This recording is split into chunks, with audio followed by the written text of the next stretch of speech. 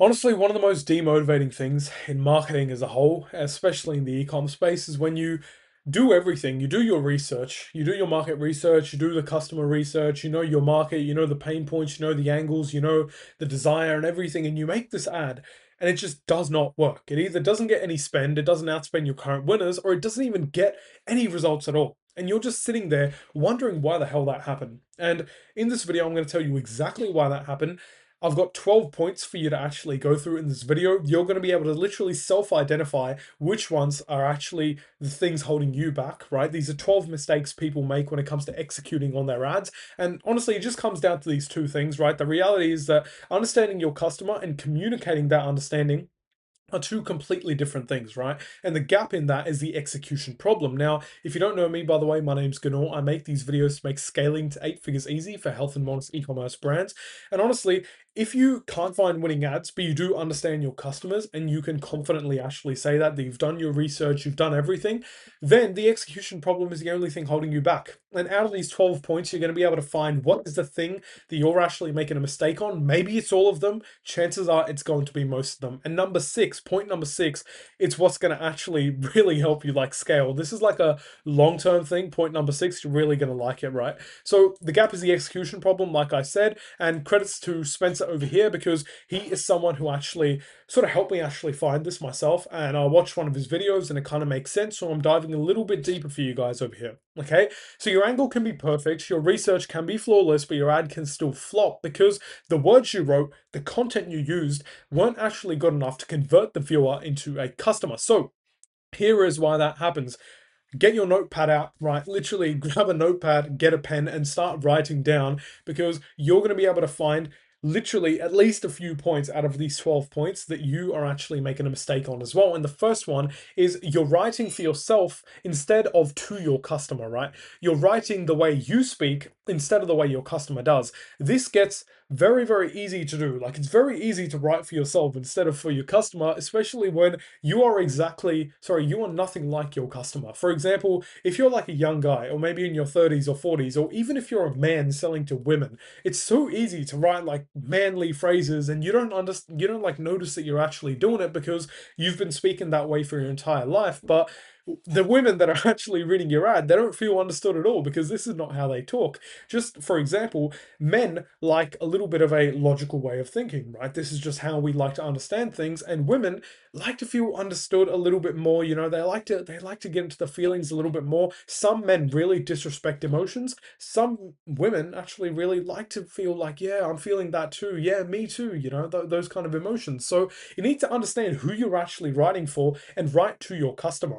Right? How you like it doesn't really matter. It has to be centered around your customer. Go into your reviews, go into your DMs, go into your comment sections, and note exactly how they describe their problems and build your ad around those.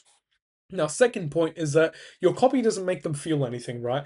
The best ads feel like the thought the customer was already having in their head. It literally calls them out and they're like, oh my God, that is literally me. That's a feeling as well, like the Me Too sort of feeling, the relatable feeling, right? And then, I mean, most of your ads, like they do nothing. Like, do they even get the customer to feel anything? Because chances are they don't. And this is honestly why so many people struggle with hooking people and all that stuff. You just have to get people to actually feel something with your ad. And essentially, every word or every line should be emotionally moving them towards clicking shop now. So, does your ad actually make people feel something? Analyze that, okay? Third point is you give them no reason to keep watching. So it's one thing hooking someone, but once you've actually hooked them, you have to keep them watching. Like for example, my thumbnail and title might have actually hooked you to click on this video, but now it's my job to keep providing value, to keep teasing what's next, right? To actually get you to keep watching. It is the exact same when it comes to writing ads. Now, obviously, it's in your best interest if you do watch till the end of the video. That's why I want to push you towards that because you'll get the most amount of value out and you'll actually be able to crack winning ads. But you have to do this in your ads as well. Like if you hook someone with a promise, build some more tension, tease a few more payoffs. Like by the end of this video, I'm going to show you exactly why you have this random fat growing around your thighs. Maybe that's a huge problem for your avatar, right? Or why you have this like random pimple here, why you have a lot of pimples and all that, and it's nothing that you have heard before. right? So give them a reason to actually keep watching. Now, the fourth thing over here is, and we're getting pretty close to the sixth. The sixth is going to blow your mind. But number four here is your claims have no teeth, right? The best in the market, unlike anything else out there, the number one supplement for sports or whatever. Everyone's heard it before, bro. You know, cool. Every other brand says the exact same thing. A claim without tangible proof goes in one ear and out the other. Okay. If you are making empty claims, it doesn't really matter. Like big claims, one, sometimes just like you go too big and you try to just like outclaim everyone and then it just goes downhill because you can't deliver on it. But the second thing is, it's almost better to be a little bit indirect instead of being direct. Instead of saying you are the best supplement in the world for athletes, you could say we're trusted by 150,000 athletes. That's something we use in an ad for one of our clients as well, that we're trusted by 150,000 athletes, instead of just saying we are trusted by athletes. No, give them some tangible proof and say it indirectly instead of saying it directly, right? Number five is you're not creating enough curiosity. So every line in your ad has to make them want to stay for the next, right? It's like the example of your ad or your copy actually being like a slippery slope. It has to literally be people have to be like sliding through it. It should be so smooth to read. Every single line should actually make them want to read the next, and every line needs to open a loop before actually closing the previous one. Now, this is a classic but overused example. Is like when people say, "But wait, there's more." Wait, that's not all. You've probably seen those, infomercials and stuff on TV if you ever watch TV, right? These people use that so much. They're like, here, you can get this with your like your knife set or something, but wait, there's more. And then they bring out more stuff. It's just opening a curiosity loop, and you have to make sure that you're creating curiosity and getting people to keep wanting more. Okay, it's related to the hook rate, but not really. You have to keep opening and closing loops. If you want a video on that, just comment down below. I'll make a video on that too. Not that hard to do. Now, this is one of the best parts, okay? You're saying what everyone else is already saying. Listen, if you sound like the last company who sold them something that didn't work, they will not listen to you. You need to analyze your competitors and make sure you sound different. And this is where this diagram over here comes in. So, stage one, stage two, stage three, stage four, stage five. These are the market sophistication stages, and you need to identify what stage you're actually in. Now, I could say that you need to like actually go through all these and identify it. Most likely, you're going to be between stage three and stage five, okay? Stage one is when you're actually first to your market. So this is super, super rare. But when it's literally like you are the first person in your market, and this is sort of like the AI, right? The AI sort of market where 2 to 3 years ago, or maybe 4 to 5 years ago, AI was a very new thing. ChatGPT was a very new thing. So you could literally sell someone stuff with AI by literally saying, hey, here's my prompt library, buy $50. It'll really help you. People will be like, you know what? Yeah, I use AI and I want something like that. Let's see it, because you're the first to the market. It's like, let's imagine like a market of like heaps of people, like let's say selling vegetables, like one of those fruit markets, right? Those Asian fruit markets. And you're the only one there. And there's people coming in and you're shouting like, hey, come buy this, right? And they're like, oh, cool, you're the only one there. When you're second to the market, all you need to do is, let's just go back to that example again. You're here, there's another person here and you're like the second to the market. You just need to be louder than this person. There's only a few businesses addressing the market each. Sorry, let me go back to that. There's only a few businesses addressing the market, each making simple direct claims. The best move is just make a bigger claim, right? Be the guy who's louder. For example, if someone in your market is saying, we'll help you lose weight in like 6 weeks, just say, we'll help you lose weight in 5, right? Quicker, we're better. Stage three. Now, this is where most of you will actually be, between stage three and stage five. Stage three is when your market is just tired of claims. When your market, they've just seen it all, they've seen all the exaggerated claims. They don't really believe them anymore. They still want the outcome. Like, it's just like with the weight loss market. There's always like new mechanisms, there's new, like ways to actually do stuff, because it's a very stage five sort of market. People have tried everything, but they continuously want more. And by the way, that's what you can actually do when you're good at marketing and stuff. When you're in a stage five market, you can literally reset the market back to stage three if you have a really good, unique mechanism that actually works. But stage three, it's all about just having a unique mechanism, right? They still want the outcome. They just don't believe like these crazy claims that you're using. So the best move is lead with a unique outcome. right? And it's literally like new keto diet lets you lose 45 pounds in 6 weeks. It's like a new mechanism, right? New way to actually do it. And they're like, okay, cool, I'll actually check that out. That's how you stand out in that sort of market. Stage four is your market is tired of your mechanism. So everyone in your market is using the same mechanism as you. So now you have to actually show how your mechanism or your version of the mechanism is actually better than everyone else, and just position your version as a unique mechanism of the unique, or just bigger and better. Okay, for example, right here, this is the perfect one: keto program with 151 alternative keto friendly recipes for all your favorite cheat meals so you never fall off the diet. It's literally given the unique mechanism like a bit of a boost, right? It's actually making the unique mechanism feel better. For example, let's just say you're in the weight loss market, since I seem to love that example so much. You're in the weight loss market and you're selling, let's say, the zinc supplement that magically gets people to lose weight. Okay, probably not real, but let's say you are. This zinc supplement, right? All you have to do now is maybe add a few more things to it, let's say, and just say, with the zinc supplement, we also give you this free ebook that actually helps you lose weight and has all the recipes you can actually have, as well as like a cheat meal. For example, you just actually make your mechanism better than theirs by either altering the product or adding more bonuses. Because what would you rather buy? Would you rather buy a keto diet book, or a keto diet book with a bunch of bonuses for a little bit more? You would probably buy the book with a bunch of bonuses that actually give you exactly what you want and make you believe that, okay, I'm more likely to achieve the outcome that I want, right? Last stage is market is tired of everything. Now they no longer believe claims or all the mechanisms, they all appear the exact same. And this is where most of the weight loss market is now, because it's just so sophisticated, bro. People just don't want to do the work, and that's why they don't lose weight and they end up just being tired of everything, okay? But anyway, that's a separate topic. The best move is just several options. You can either lead with identification, where you actually niche down, right? And you actually identify with certain groups of people, or you can connect to an outside bigger desire, or focus on creating an experience, or invent a new mechanism. So this is a really cool example: 6 week soccer mom to MILF challenge. That's like an identity. That's like selling them an identity. That's something they want, soccer mom to MILF challenge. It's really, really interesting, right?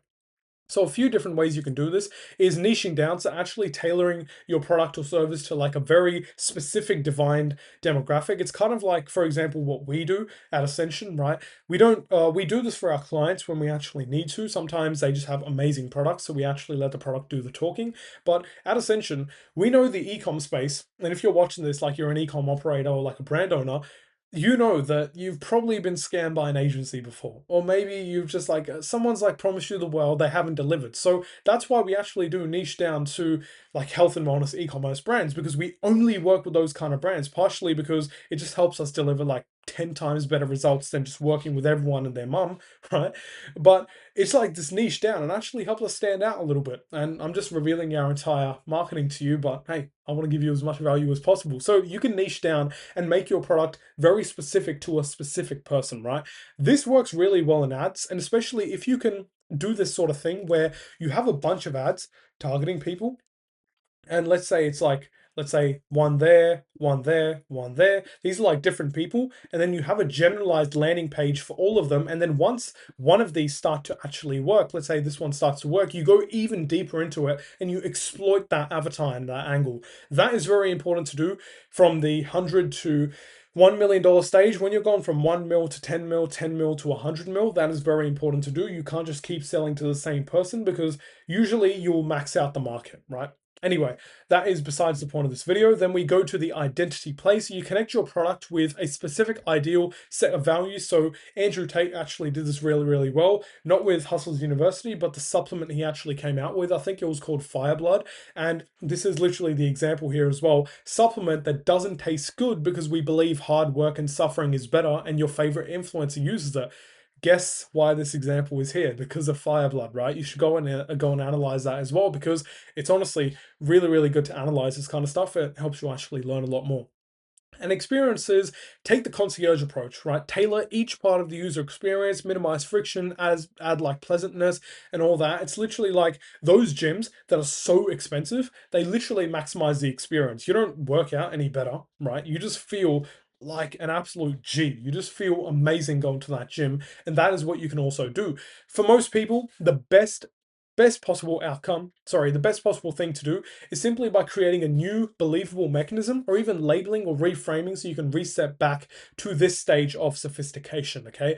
So those are the those are the stages of market sophistication. You need to identify what kind of stage you're in. Usually you're going to be 3 to 5 and need to actually tailor your marketing accordingly, and you need to analyze your competitors to make sure you sound different. Now, number 7 is that your avatar is too broad. You did your avatar research, but then you actually forgot about it by the time you're actually writing the ad, right? You need to make sure your ad is talking to a specific person, right? A sub avatar talking to someone with a specific problem and they've had like a specific experience with it or something like that. You can't just say, hey, you want to scale your brand? Come, I'll show you how. No, it doesn't really work. You have to go a little bit deeper, you know? Like for example, at the start of this video, like maybe you could tell me how good this was, but at the start of this video, I actually tried to describe like a avatar or a micro moment to you. A micro moment is when the pain is at the highest, and I was like, you've done your market research and ads still aren't working for you. That's a bit of a micro moment, and maybe you can give me feedback on that. Maybe that did actually make you feel like, yeah, that sounds like me, right? And you need to make your customers feel that way as well, and you do that by speaking to one single person. Now, 8, your ad sounds written, not spoken. Read your script aloud, and if it sounds like an essay, you need to rewrite it. So, just for example, with this document over here as well, if I was just sitting down and just reading this line by line, it would be so boring, and chances are you wouldn't even watch till the end of the video, right? And it is in your best interest to watch till the end of the video, so I want to make this as engaging and entertaining as possible for you, so you actually do it, because that's the highest chance of you actually succeeding with the information in this video, right? So it's in my best interest to make sure this doesn't sound like an essay, and it's in your best interest to make sure like your ads don't sound like an essay, or it's just like someone just sitting there like an AI UGC character. I see that so much. Like literally like a doctor just sitting there like, hey, yeah, you need to do this. And people think like, oh, they won't notice it's AI, but bro, everyone knows it's AI, right?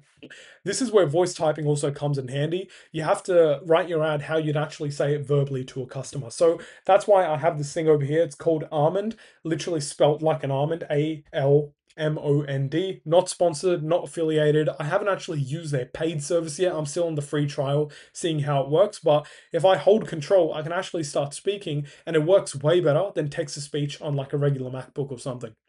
Now, number 9 is the format is wrong for the audience. So you made a format that you think looks good, you know, you use your editing style, use your pacing, your visuals, it's all wrong, okay? You need to do it for your customer. All of it needs to match how they consume content, not how you do. Hint, just do your market research, just understand the kind of content that they already watch. This could be YouTube videos. If they watch YouTube videos, maybe you need to go for like a VSL, right? If they watch, let's say, shorts all day and they're used to short form content, your video needs to be like short form content. If they're used to fast pacing, you need to be fast paced as well, right? Hope that makes sense. Now, number 10 is you're telling them what to do instead of giving them a reason to do it. Instead of just saying, stop scrolling or watch the next 5 seconds, right? You can't tell them what to do. And obviously that has worked for some people, but it doesn't work for the majority of people, because you need to give them a reason to actually do it.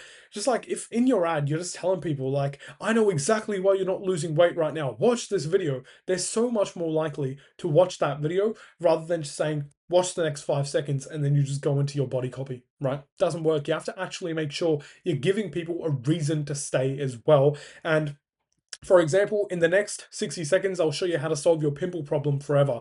Probably not the best hook, but it's way better than just saying, hey, watch the video, right? So your ad is too complex, and this is the second last point, so I'm going to get to something even better now, but your ad is too complex. So if someone has to reread a line to actually understand it, you've already lost them. You need to write at a level that anyone can digest instantly, and simple language converts the best. Go and use this Hemingway editor, and it will actually tell you for free. You can literally just paste your ad script, your copy, or anything in there, and actually understand if it's way too hard to read or if it's actually good to read. The sweet spot is grade 3 to 6 reading level. If you go a little bit below that, I tend to find that I can't really make people feel emotions because I'm just being way too simple, and it's like a baby would read it. But grade 3 to grade 6 is where that sweet sort of spot is, where I can actually make people feel emotions. I can describe what they're feeling right now while also not being too complex, right? And then number 12 is the most Important one, you killed the angle too early, right? This happens so much, and it's literally the most expensive mistake. It's literally that you ran your ad, it didn't work, and you just move on to a different angle or a different sort of angle to actually sell the customer, right? I define an angle as a way you're actually selling the product. But the angle wasn't the problem, the execution was, right? So honestly, before you do that, literally run through this entire checklist. I honestly encourage you, go and watch this video once more, because I'm not saying it for the watch time. I don't really give a fuck whether I get watch time or not. Like, I literally could not care less. But the reality is that if you're making one of these mistakes and you decide to move on from an angle, you're never going to come back to that angle because you have such negative associations with it. And that could give you your next winning ad. And chances are you are like this close to your next winning ad if you're making one of these mistakes. And all you need to do is fix that. Just fix that mistake and you'll get your next winning ad. It's literally that simple. Well, listen, if you are a health and wellness e-commerce brand and you're doing like 6 figures a month, and you, for the life of you, can't scale to $1 million a month, you just can't scale to the next level because you can't find winning ads, or maybe it's like another issue, but you just can't scale the brand and you're really struggling, you should probably click the first link in the description. Now, the reason I say that is because it's just a quick video of me explaining how me and my team could help you. It's not a course, it's not some webinar or some free training or like audit or anything like that. I personally hate those.